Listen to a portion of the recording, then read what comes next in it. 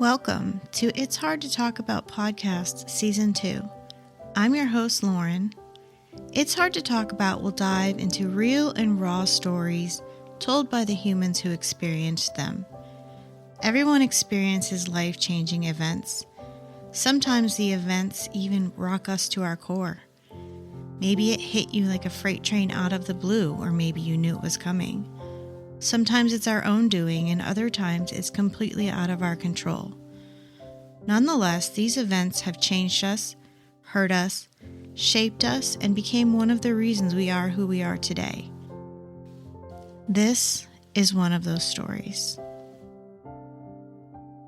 Well, hello everyone, and welcome back to It's Hard to Talk About podcast. It's been a few years since we made one of these episodes, but for some reason, I don't know what it is lately, I've gotten several requests to start it back up. And tonight, I have a very special guest here in the studio tonight. This is somebody who I'll say is probably one of my favorite humans on the entire planet.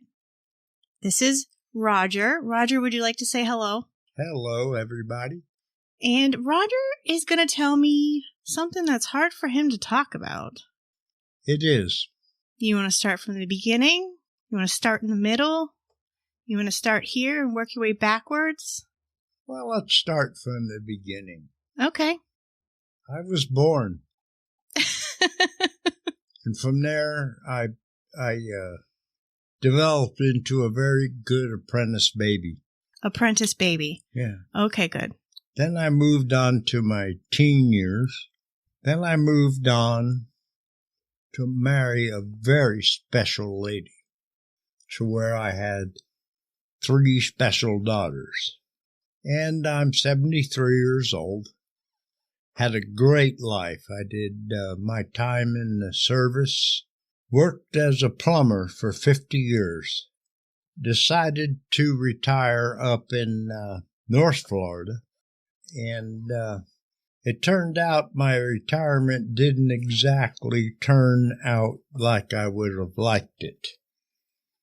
I had a medical problem, and I ended up having an amputation of half of my right foot and all of my left leg. Up until then, I was very active. I fished. I did a lot of things. Now I can no longer do. Okay. Well, can you kind of tell me a little bit, how did we get to the point where you retired and you had your foot and leg amputated? Like, how did we get there? I had a little sore on my right big toe. Okay. And I was treated by a podiatrist, and he treated it. I'm not exactly sure what he did, but I had several visits with him. Then we moved to St. Augustine, and I went up to Jacksonville to a podiatrist. He looked at my toe, and he said, "You should go to a hospital today and check in." And I didn't think much of it. I thought, I don't know why. It's just my big toe with a sore on it. And then the next thing I know, they're cutting off all of my right toes. And the doctor came in and said, "We're going to have to amputate these things." And I asked him, I said, "Are you sure?" He said, "Yeah, they've got to go." So they amputated my toes. Then there was a little problem with an infection, and I had to go back in, and they took a little bit more of my foot. Now, I have to tell you, it's been over a year, and my foot is healed. Close to being healed. Finally, just healed. Finally. But then all of a sudden, there was complications in the hospital, and they ended up amputating my left leg above the knee. I was so whacked out in the hospital, I have no clue what was going on. Only Kathy and Lauren and Samantha and Lisa were there to see what's going on. Next thing I know, I don't have a leg. And do you want me to fill in those gaps? You can. Well, I guess this is a it's hard to talk about episode for the both of us, because this isn't exactly, as I said in the very beginning, Roger is one of my favorite human beings. Tell him who I am. Roger is my father. And he won't tell me that I'm his favorite, but I already know, so he doesn't have to. Anyway, so I'm going to fill in the gaps here, because at the time when he just mentioned that he was whacked out in the hospital, he was whacked out. Morphine. We're not going to name any names of doctors or hospitals throughout this, but I can say that he was on a morphine drip, and he was alternating hydrocodone and oxycodone every 2 hours. So he was on cloud 9. He had no idea what was going on. Almost immediately, the toes on his left foot, he went in there because of a problem with his right foot. Then all of a sudden, the toes on his left foot started turning. You got it backwards. Right foot, left leg. I'm getting there. The toes on his left feet started turning purple. Right foot. Dad, your right foot got amputated. Right. Oh, okay. Then the left. Yes, that's what I'm... Okay. So the toes on the left foot started turning purple. And we're all like, this is a little weird. And then they kept asking over and over, does he have diabetes? And no, he does not. He's never had diabetes. Over the course of 4 or 5 days, the toes spread to the foot, which spread to the leg. And we, as a family, we were all there, my mother, my sisters, and I. And we were begging the vascular doctor, the hospitalist, and anyone that would come into the room, the nurses, we were begging, please do something. There's something wrong here. And they did not act. They did not act. And I don't know why. I still don't know why. It was very traumatic, I think, for the whole family. I wish that I was zonked out like... Dad was, but unfortunately I was stone cold sober and I had to, live through it. But I took many little walks out to my car to just scream and cry. But over the course of 5 to 6 days, his entire left leg died. And when I say died, I mean, if you're a true crime fan, which is probably how you came across this podcast because of my other show, Paradise After Dark, you probably know what lividity is. Well, this leg was cold to the touch. It was bluish purple, and there was lividity in the calf.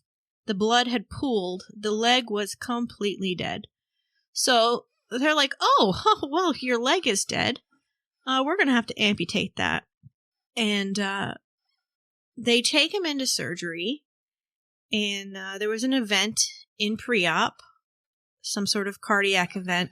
I'm not sure what happened, but they were unable to do the surgery on that day. So he had to go to ICU, and then they rescheduled it for the following day. The following day, he goes in and has his left leg amputated above the knee. And to this day, we still don't know exactly why or how that happened or why.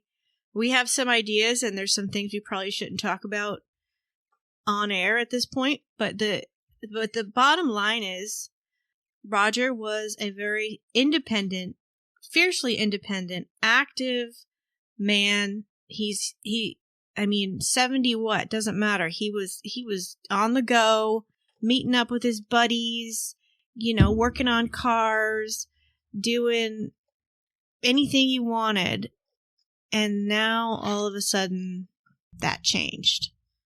So, maybe you can kind of pick up where you start to kind of remember after all that fuzzy hoopla. Well, once they got me off the drugs, well, they pretty much sent me into rehab. Next thing I know, I'm being sent home without half of a foot and without my leg. And so my thoughts at the time were, wow, this is happening. This is what it is. And I'm being sent home this way. And I don't know if I was sad or depressed or anything else. I'm sure I wasn't a happy camper. But fortunately for me, I have a wonderful support team in my wife and my 3 daughters. They've helped me so much through this. I have to say, once I found out that I did not need to lose my left leg, I have to say it pretty much angered me. But I also realized I don't care how angry I get. I don't care anything from anything. They're never going to put my leg back on. They'll give me a prosthetic, which is fine, but it's still not my leg. Now, I don't want to use the word I've resigned to, but I will say that I've accepted the way my life's going to be from now on. Do you think that you may have gone through like the 5 stages of grieving when it comes to your leg? I mean, did you feel anger, denial, depression? Well, yes, I'm a little angry, and I have to say every once in a while I'll get an itch on my left leg and reach down and scratch it, and it's not there. And that brings everything back to earth, brings it to life. This is the way it is. Nothing I can do to change it, and I understand that. I'm sure there's many of you out there maybe listening to this podcast, and I've got to tell you, yeah, my trip through life in the last year's not been pleasant, trust me. But no matter what happens to you, somebody has it worse. And, every morning I wake up and I think there's people out there that did not wake up. There's people out there that had plans to do today that aren't there anymore. There's people today that have plans for tomorrow.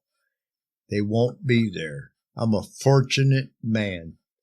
And that's about the only way you can look at it, because if I don't look at it that way, I'm going to hurt inside. Can you tell me about some of the times when you have been hurting inside? I'm gonna get into the stuff that's actually hard for you to talk about. It's not. I wouldn't say it was daily, but I want you to.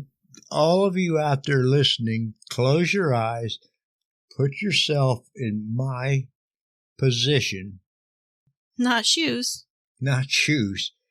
But, think about yourself at whatever age you are, and all of a sudden your entire life just got changed. And you either accept it or you don't. You can fight it or, like I say, live with it. This is something I will never, ever get over. I'll get used to. That's all I can tell you.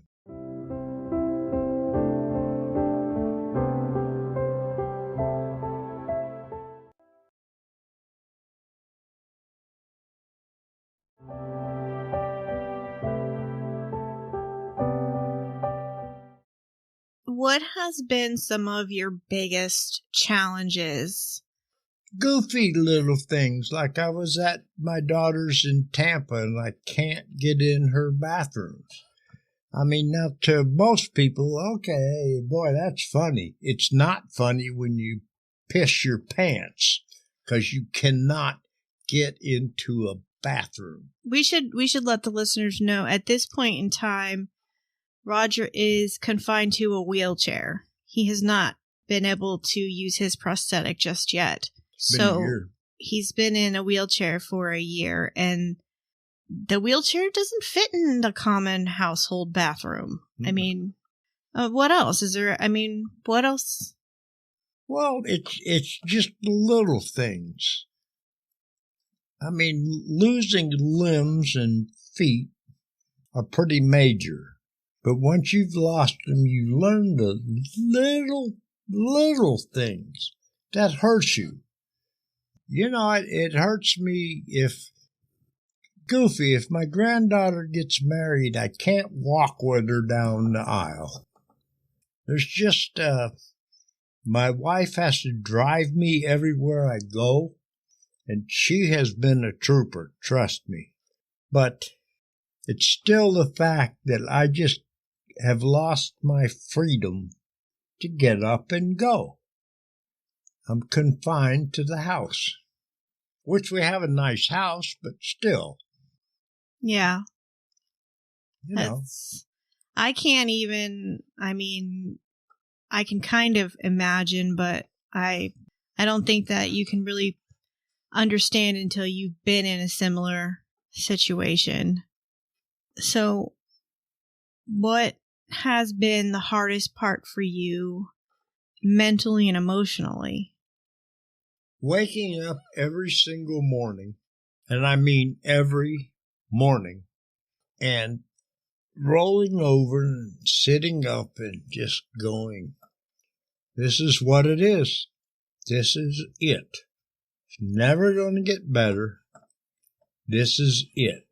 Then I have to convince myself, okay, Roger, get back to the happy-go-lucky guy you are. Go on about the day. And sometimes I'm successful, sometimes I'm not. But I'll never, ever give up hope. What is it that you hope for? 10 more years with my wife and daughters. Okay.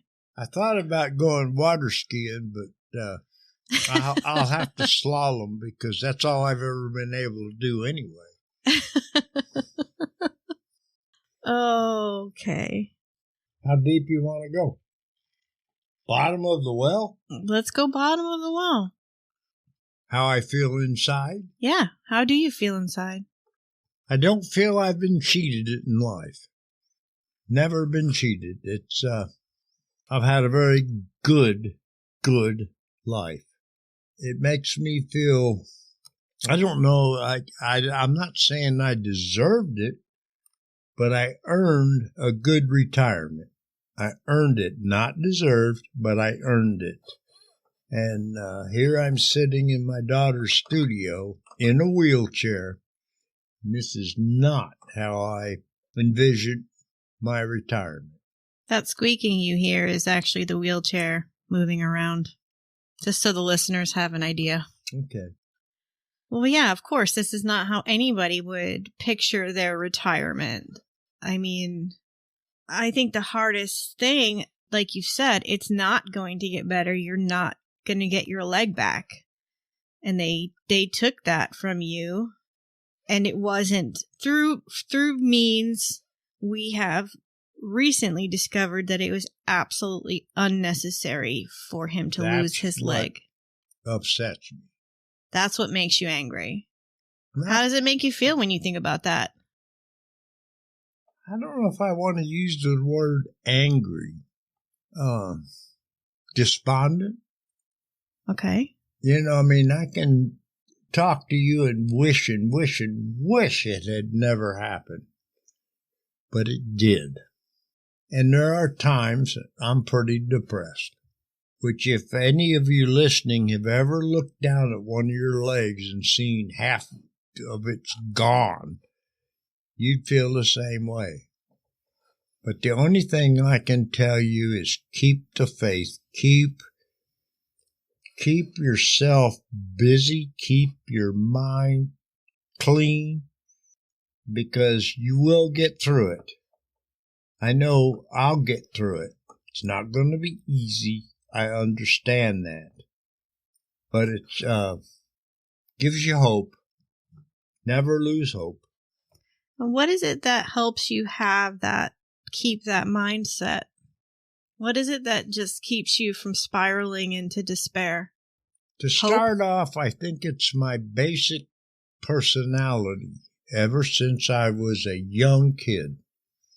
I was in an English class when I was in high school. They did have high school when I was that young.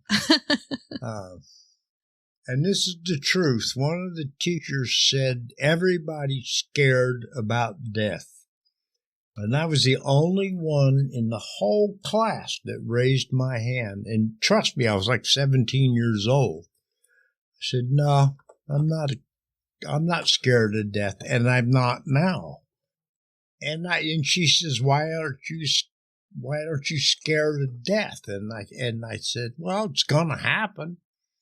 It's gonna happen. Why fear anything that's going to happen? Make the best of your life, which I have, and accept the end, which I don't think is going to happen to me for a while. I hope pretty good while. Well, I mean, over the last year, especially in the beginning, there was a couple times where the idea of your death was thrown out there, even by some doctors. At that time, were you, if you can remember, I know you were zonked out, but did you ever feel like this is it, this is the end, I'm done? I remember one time my right foot and my amputated stump were hurting so bad. I was in such pain. I was in bed begging to die. It was so bad. In my life, I've never felt pain like that, and I just thought, take me now. But it didn't happen. They gave me a lot of morphine and got me through it. So here I am. And I hope my daughter Lauren is amazing at this. And I hope this conversation helps anybody in a bad situation. And in my life, I cannot think of a worse situation that I've ever been in. But never lose hope. Never.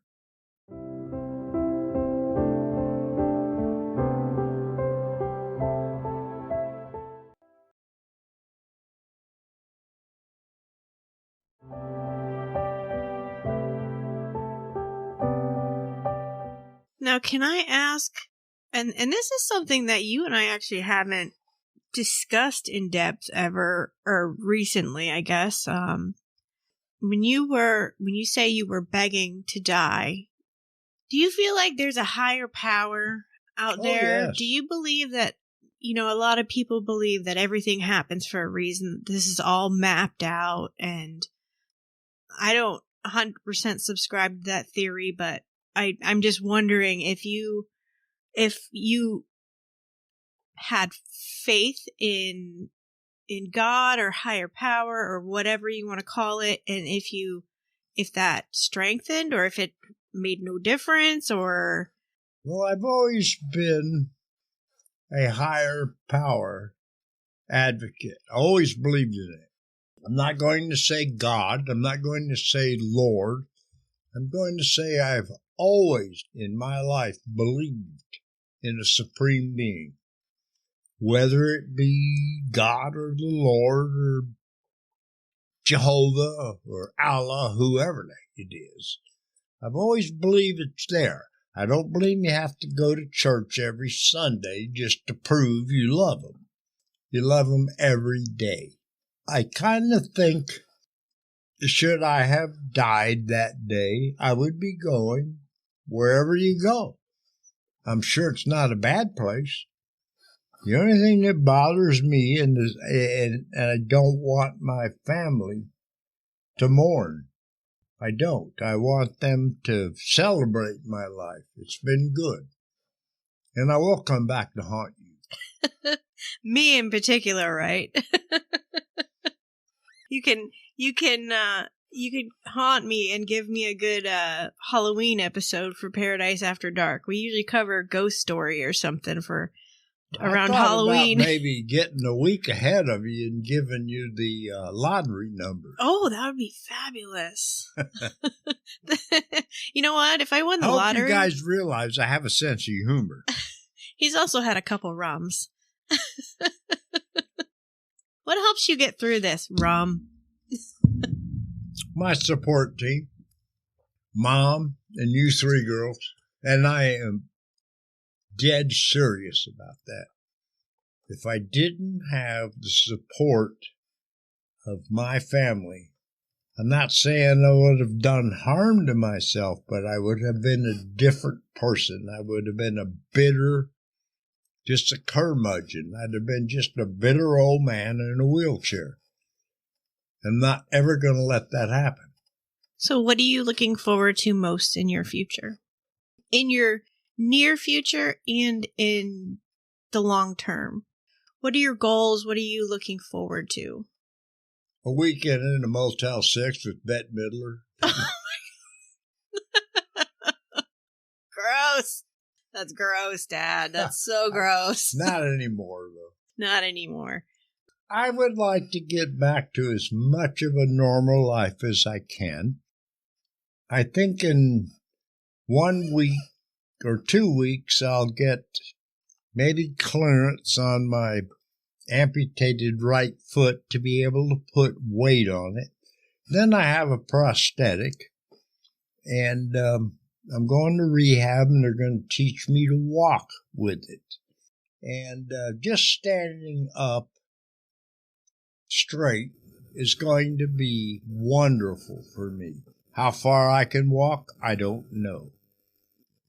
But just being able to accomplish that, to me, see, I always have to have a goal to accomplish. Right. Yeah.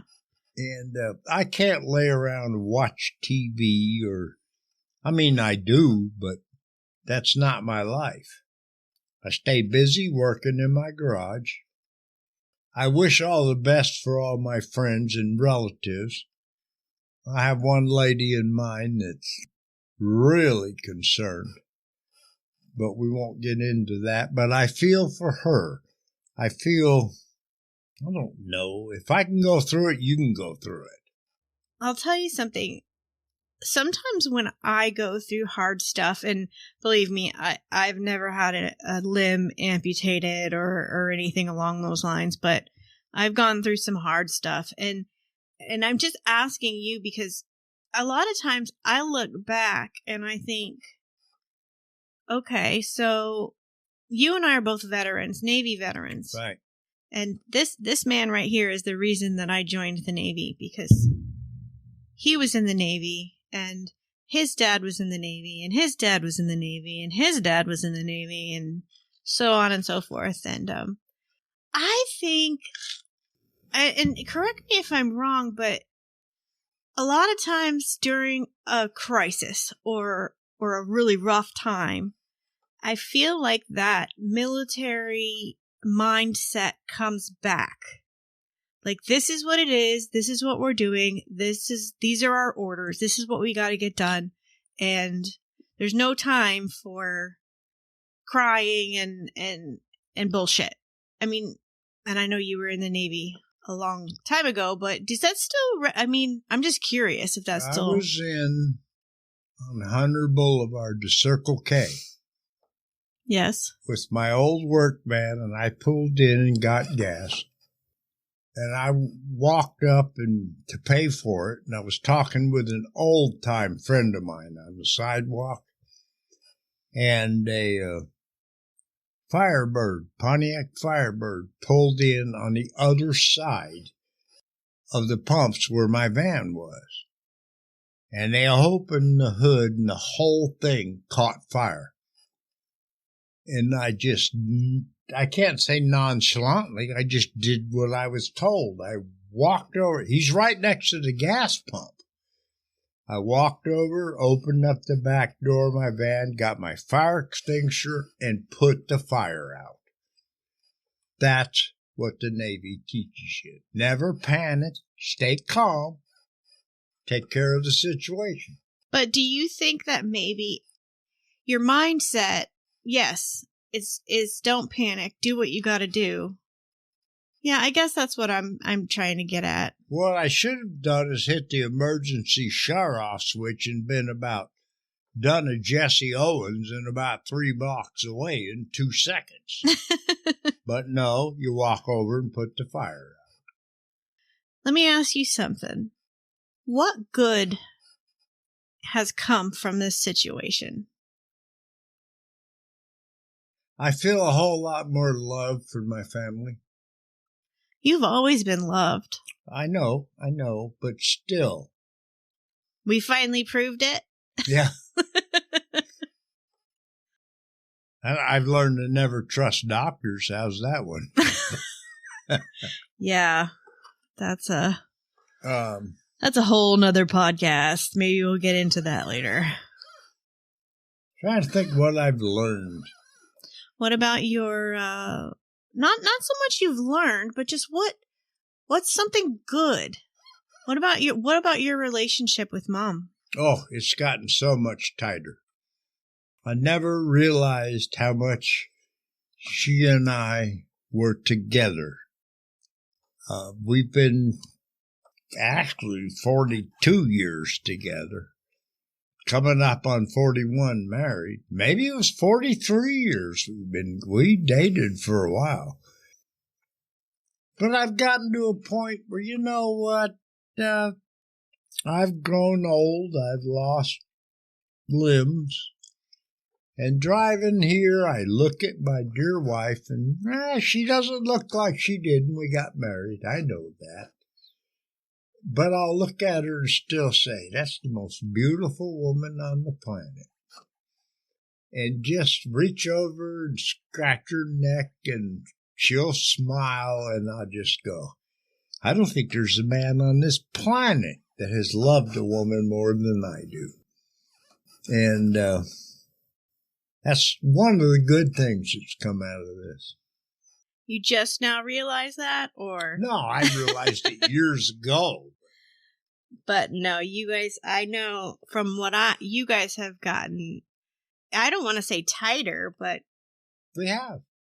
I see it, that you're more in tune together. And well, I do a whole lot more around the house. I empty the dishwasher, I sweep. All in your wheelchair? All in my wheelchair, and I do it just because it makes Mom happy. And I don't mind doing it.